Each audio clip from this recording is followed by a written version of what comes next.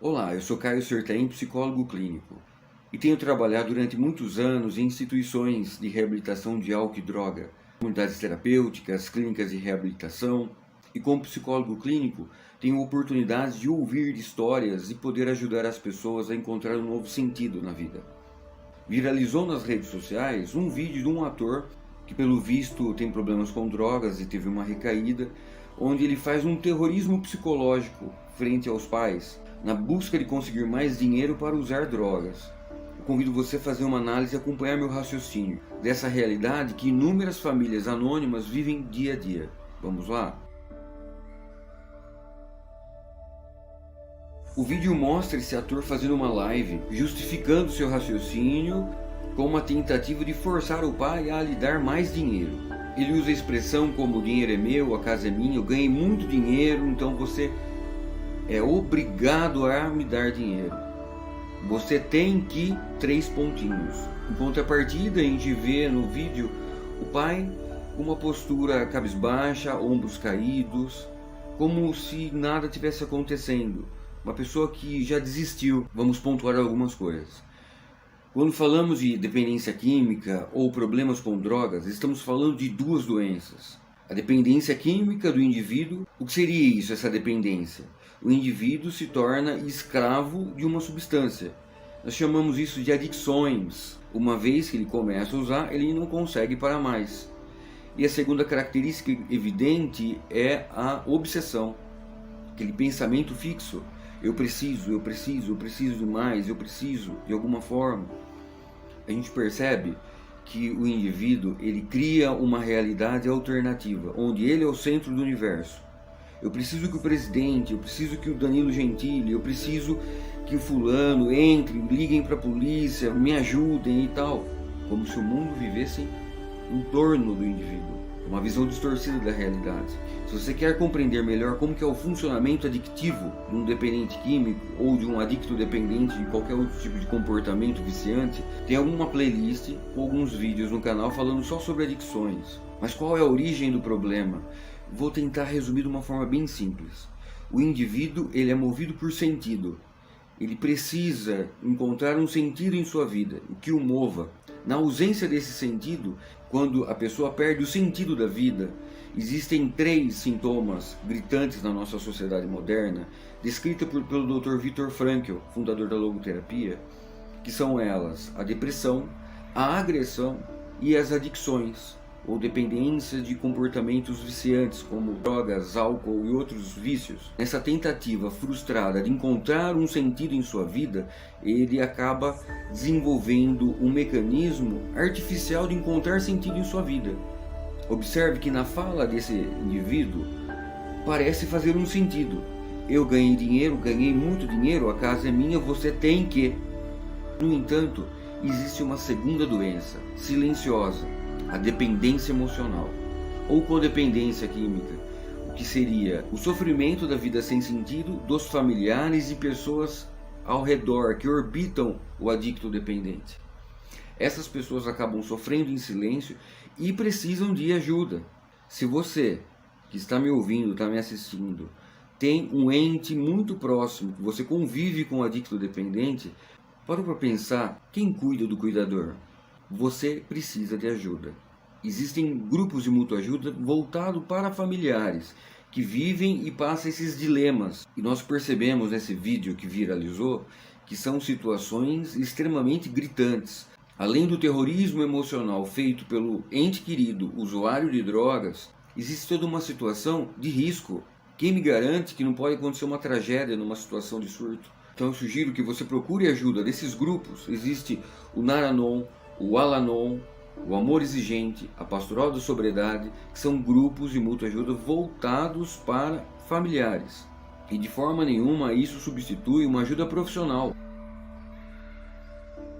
O segundo problema que nos deparamos são as informações. A adicção ela é uma doença crônica, ou seja, ela não tem cura. E ela tem fundo biológico, psicogênico e noético, ou seja, a grosso modo, corpo, mente e espírito. No entanto, ela é multifacetada e ela precisa ser trabalhada o indivíduo como um todo, não só a parte orgânica, em resumo, Não existe um remédio que o indivíduo vai tomar que ele vai se curar e vai ficar muito bem. Obrigado. Problemas complexos não existem soluções simples. Fuja das soluções simples. E quando falamos de saúde, nós estamos falando de ajuda profissional, cada um no seu quadradinho. Pastor, padre, parte religiosa, espiritual, isso é ótimo, excelente. Parte jurídica é um advogado, é um profissional da área. Saúde é com profissionais da saúde.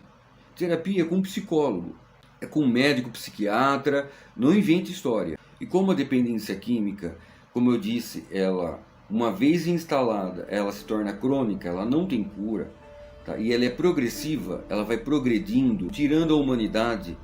Visto, por exemplo, vídeos como a gente olha pessoas na Cracolândia vivendo aquelas situações deploráveis em condições de higiene, insalubridade, pessoas que acabam abandonando a sua profissão, a família, os filhos, coisas que realmente agregam valor em suas vidas por causa de uma substância que oferece minutos de ilusão e prazer, para anestesiar a realidade da vida ou para vivenciar de uma forma artificial um sentido de alegria temporária. Em alguns casos, podemos tratar de forma ambulatorial, no consultório com terapia e com acompanhamento médico. Existem aqueles casos que o tratamento sugerido seria um hospital-dia, onde o indivíduo permanece durante o dia nesses lugares, participando de grupos de mútua ajuda, tratamento psicológico, médico, TO, e no final da noite volta para casa. Mas existem os tratamentos fechados, seja elas voluntárias, onde o indivíduo pede ajuda, vai para uma comunidade terapêutica ou uma clínica e por vontade própria ele fica um tempo determinado fazendo um tratamento de reeducação, um tratamento psicológico, um tratamento médico. Mas também existem os tratamentos involuntários. O que seria isso? O indivíduo ele já está num ponto que ele está oferecendo o risco para ele e para outras pessoas, visto o vídeo do ator que viralizou. E nesses casos, como fazer? Algumas instituições que oferecem um tratamento involuntário já têm uma equipe e pode te orientar a melhor maneira para fazer esse procedimento. No entanto, inúmeras famílias não têm condições de pagar instituições que oferecem esse tratamento de 5, 10 mil reais. No entanto, um psiquiatra, ele pode estar te orientando. Estamos falando de um procedimento jurídico, onde é necessário sim um laudo de um psiquiatra. Esse procedimento não é só em situações de drogas, mas por exemplo, uma pessoa que tem ideação suicida, avaliado por um profissional, pode ser interditado por fazer um tratamento fechado. Mas infelizmente muitas pessoas simples, anônimas, comuns, que estão vivendo esse dilema, não sabem por onde e como procurar ajuda. É claro que como entra a questão jurídica, entra questões de interdição, um advogado é a melhor pessoa para estar te instruindo quais são os procedimentos. Então todos os materiais, como históricos de internação, boletins de ocorrência, podem ser úteis nesse processo. E um terceiro problema que nós encaramos quando nos debruçamos sobre a dependência química são as políticas públicas. Nós temos o nosso SUS, que ele é muito bom, mas não é perfeito e precisa ser aprimorado. Então vamos parar com esse negócio de viva SUS e tudo tá lindo, maravilhoso, que a realidade não é assim. Ele precisa ser criticado, ele precisa ser aprimorado. Quando falamos também das questões burocráticas, infelizmente nós vivemos num país de burocracias. É importante que os deputados, senadores, a galera que faz as leis aprimore nosso sistema. E quando falamos de drogas, não é também simplesmente a questão de segurança pública. É muito maior do que isso. É muito maior do que nós imaginamos. A quem interessa essa narrativa de libera tudo, que tudo é uma belezinha? Quem está ganhando dinheiro com isso? A quem interessa uma sociedade fraca, fragilizada, onde um pai de família não tem a capacidade nem de cuidar da sua própria família, quiçá ser produtivo no trabalho, ser um profissional? A quem interessa um país assim? Vou fazer uma provocação. Essa estratégia não é nova. No começo do século XIX, o PIB da China era 7 vezes maior do que o Império Britânico. Qual foi a estratégia dos ingleses? Usaram empresas terceirizadas, as companhias do século XIX para introduzir o ópio, onde ficou conhecido como a Guerra do Ópio na China, que eles chamam de século da humilhação. Resumindo a história, o país foi fragmentado, virou um capacho dos europeus, a dinastia chinesa caiu no começo do século XX, tiveram inúmeras revoltas, revoluções, a grande fome na China, e demoraram 100 anos para eles voltarem a ser o que eles sempre foram, uma potência. Agora você que sofre com o problema das drogas na porta da sua casa, nas ruas, agora você que tem medo de levar seus filhos para brincar num parquinho na sua cidade, que tem medo de deixar seu carro com medo de ser vandalizado pelo fato dos usuários de drogas tentarem buscarem meios e formas para usar mais. Cuidado com esse discurso limpinho e cheiroso, onde precisamos evoluir, precisamos ser livres para fazer o que quisermos com nossas vidas.